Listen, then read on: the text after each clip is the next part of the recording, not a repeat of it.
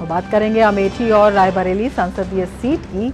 ये सीट इसलिए चर्चा का विषय बनी हुई है क्योंकि सवाल ये है कि क्या इस बार दोनों ही सीट से गांधी परिवार की दावेदारी खत्म हो रही है। बीजेपी सांसद स्मृति ईरानी से अमेठी से पिछला चुनाव हारने के बाद राहुल गांधी इस बार यहां से चुनाव ही नहीं लड़ रहे हैं। राहुल गांधी का नाम इस बार अभी तक सिर्फ केरल के वायनाड से प्रत्याशी के तौर पर आया है, अमेठी से नहीं। वहीं दूसरी ओर बढ़ती उम्र का सेहत का हवाला देते हुए सोनिया गांधी ने भी रायबरेली से चुनाव नहीं लड़ने का फैसला किया है। ऐसे में सवाल यही है कि आखिर कांग्रेस के मन में क्या है, क्योंकि कांग्रेस की केंद्रीय चुनाव समिति की हुई बैठक में इन दोनों सीटों पर चर्चा नहीं हुई।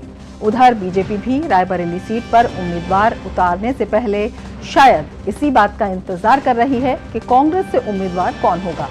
अंदर खाने चर्चा इस बात की भी है कि आखिरी वक्त में शायद प्रियंका गांधी रायबरेली से चुनाव लड़ सकती हैं। और हमारे संवाददाता विकास सिंह इस वक्त लखनऊ से जुड़े हुए हैं इन तमाम खबरों पर जानकारी के साथ। विकास, सबसे पहले आपसे अमेठी और रायबरेली के बारे में ही जानना चाहेंगे। कभी ये कांग्रेस का गढ़ कहा जाता था, लेकिन अब जिस तरह से कांग्रेस का नाता लगातार इन सीटों से छूट रहा है, क्या कुछ देखने को मिल रहा है और इन सीटों पर जो सस्पेंस है उसका किस तरह से विश्लेषण करेंगे? अगर इस रायबरेली अमेठी की बात करें तो हम बात करेंगे 2014 के बाद से ही। 14 में उत्तर प्रदेश में मात्र 2 सीटें जीतती है कांग्रेस, रायबरेली और अमेठी। उसके बाद राहुल गांधी अमेठी से और सोनिया गांधी रायबरेली से। उसके बाद 19 को चुनाव आता है, एक बड़ा परिवर्तन फिर से लाता है।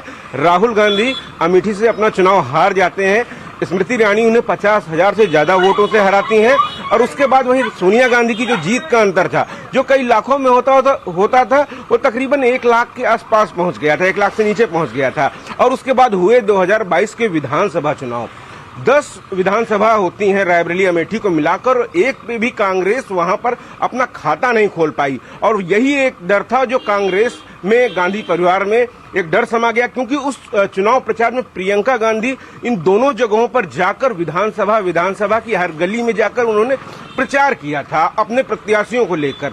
उसके बाद भी अगर एक उम्मीदवार नहीं जिता पाती हैं तो ये माना जाता है कि आपका जो चार्म था, जो आपसे जो उम्मीदें थी लोगों को, वो पूरी नहीं हो पाई और जनता के जो वोट थे वो वोट के रूप में कन्वर्ट नहीं हो पाए समर्थक के। तो कहीं न कहीं वो एक सबसे बड़ा कारण था कि रायबरेली अमेठी में अभी भी उन्होंने ये तय नहीं किया है कि वो इस बार वहां से चुनाव लड़ेंगे। गांधी परिवार अपने ही गढ़, अपनी ही पारंपरिक पारिवारिक सीट जिसे कहते हैं, जहां से उनके दादा दादी माता पिता चुनाव लड़ चुके हैं, एक लंबे अरसे तक वहां से प्रतिनिधित्व कर चुके हैं, अब वहां पर वो चुनाव लड़ने की इच्छा शक्ति नहीं जगा पा रहे हैं। और उसके कारण तमाम सारे जो कार्यकर्ता हैं, तमाम सारे जो लोग हैं, यहाँ के स्थानीय निवासी हैं, उनको भी लगता है कि जो है कह रहे हैं क्यों आखिर जो है कह रहे हैं इतना भय है उनको। इसका एक ये भी कारण हो सकता है कि हमने देखा कि पिछले 5 सालों में चुनाव जीतने के बाद वहां पर सोनिया गांधी वहां पर जनता के बीच में नहीं पहुंची, वहीं राहुल गांधी चुनाव हारने के बाद हालचाल लेने अपने लोगों का नहीं गए, जबकि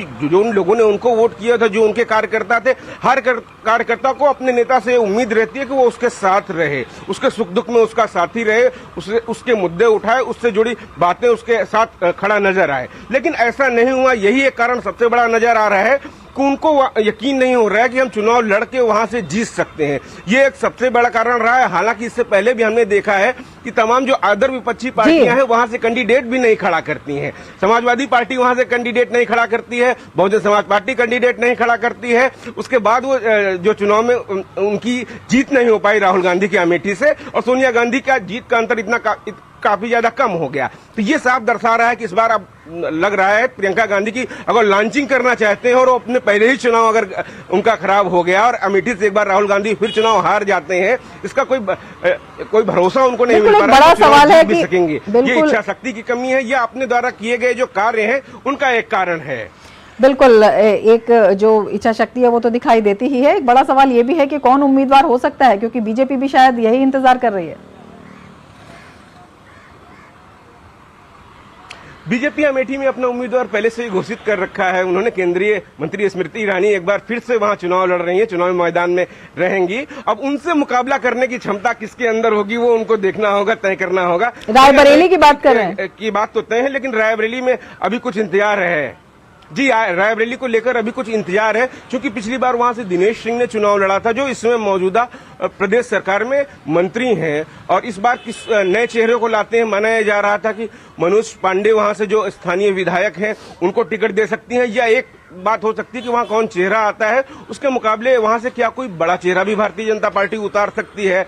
क्योंकि वहां पर भारतीय जनता पार्टी पिछले दिनों जिस तरीके से वहां पर संगठन के रूप में वहां काम किया गया, संगठन का स्ट्रक्चर बढ़ाया गया, तो काफी ज्यादा मजबूत पोजीशन पे वहां पर स्थानीय सदर विधायक जो हैं अदिति सिंह, वो भी भारतीय जनता पार्टी में है। तो कुल मिलाकर वहां पर भारतीय जनता पार्टी की स्थिति पहले से काफी ज्यादा मजबूत हो चुकी है।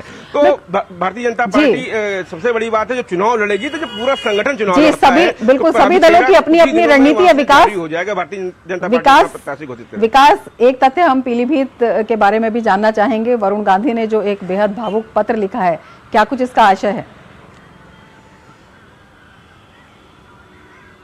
जी बिल्कुल, सबसे बड़ी बात है वरुण गांधी वहां से बताएं, उन्होंने पत्र में इस बात को लिखा है, जो जाहिर है कि पीलीभीत की जनता से उनका एक लंबा नाता रहा है। उनकी माता वहां से प्रतिनिधित्व कर चुकी हैं और वो लंबे समय वहां पर प्रतिनिधित्व किया था।